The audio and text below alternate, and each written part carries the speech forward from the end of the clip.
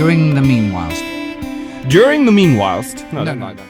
Well, hello. It is the useful, well, maybe for once, trio back with what I hope will be, my own definitive video about Fujifilm's automated focus bracketing functionality. What a mouthful.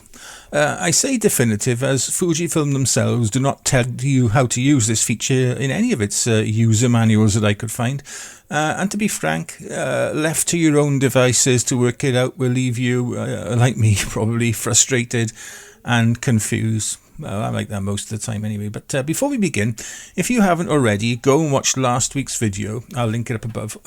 When I give you my guide to fully manual focus bracketing with any camera and lens, and for an insight into when you might want to employ this technique and then stack your images later.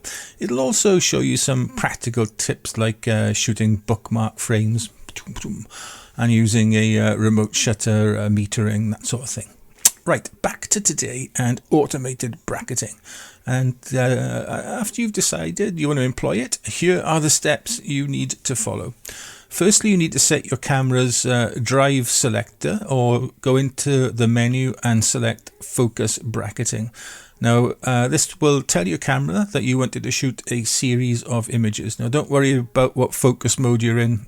All the images you'll see in this video was shot with the camera set to manual focus. I don't know, witchcraft, I guess. Next, you need to go into the shooting menu and select focus BKT setting. You will then be met with two options, manual and auto. Now let's look at manual first, as this is a little bit confusing. Now it's still an automated functionality with you in control of a couple of certain aspects, with the camera doing most of the heavy lifting.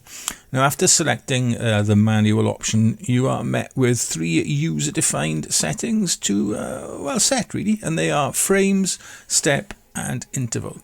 Now, frames and interval are pretty well self-explanatory. Frames is simply the number of frames you want to shoot, and interval is the duration in seconds between each frame.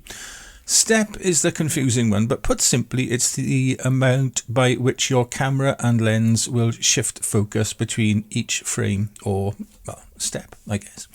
Now, obviously, the depth of your subject, or more accurately, the larger the area of it you want in focus, along with your chosen aperture, of course, will influence the number of steps that you want, or probably need actually, more accurately, to shoot. Now, it can be a bit of a tricky one to get your head around, but I found that a starting point of 50 frames, step set to 5, delay of 1 second, and with something like f 5.6 for your aperture, this will get you going for most macro subjects.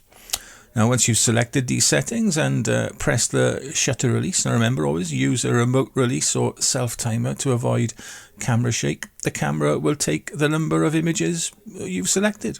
Now, obviously, do not touch, bump or move your subject or camera until the whole process is complete.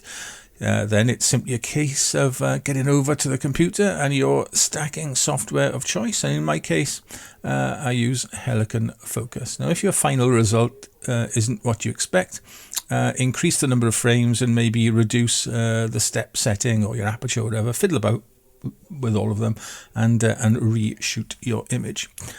Now, let's look at option 2, or auto. Now, if you select this, you're only given one immediate option, and that is the delay between frames. Now, once you've selected this, and again, I go with 1 second generally, press OK.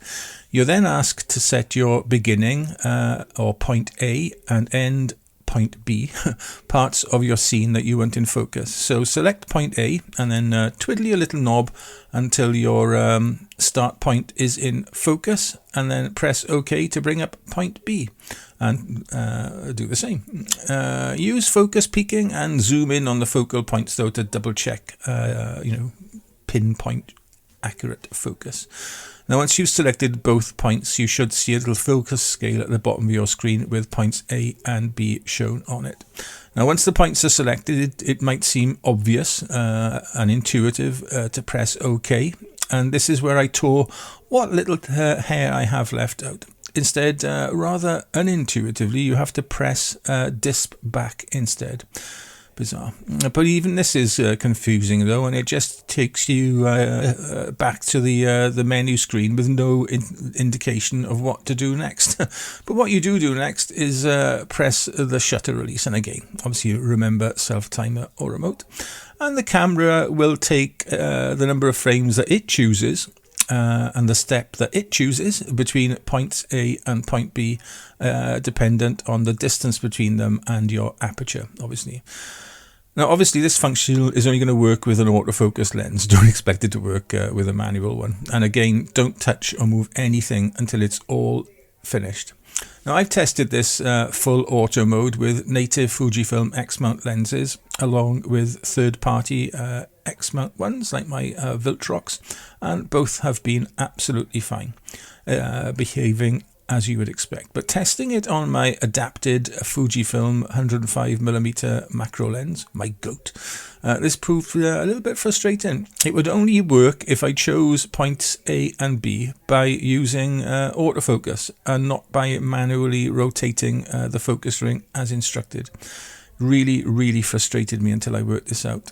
But once I did, then it worked the same as with any X-mount lens. But again, I was forced to work this out by myself with no help from Fujifilm's useless manual. But then again, why would they tell me how to use a third-party lens or, a non-X-mount lens? So I can't grumble too much about that. Anyway, let's have a look at the series of images I shot. Now, first off are the images taken with my native Fujifilm 30mm lens, shot at f3.2. The automated function chose 62 images from point A to point B, and here is the stacked result. And by comparison, here is the 50 shot stack where I chose the number of frames, step, etc. Next up is the full auto result of the 88 frames the camera shot with a Nikkor lens attached and set to the same aperture. Now you'll notice that Mr. Bond's right hand is a little blurry. No. And I could either reshoot the whole stack or go into Helicon focus and find the offending frame and, simply clone that area out. But I couldn't be bothered to do that. And finally, here's my 50 shot stack. But when I chose, the frames and, step, things like that. Right, all in all then, quite a useful function to have once you've accustomed yourself to how it all works. Personally, I prefer to do it all manually, even when using a full autofocus lens, but your mileage and eyesight may vary.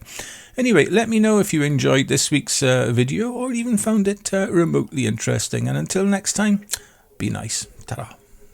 The depth of the area you want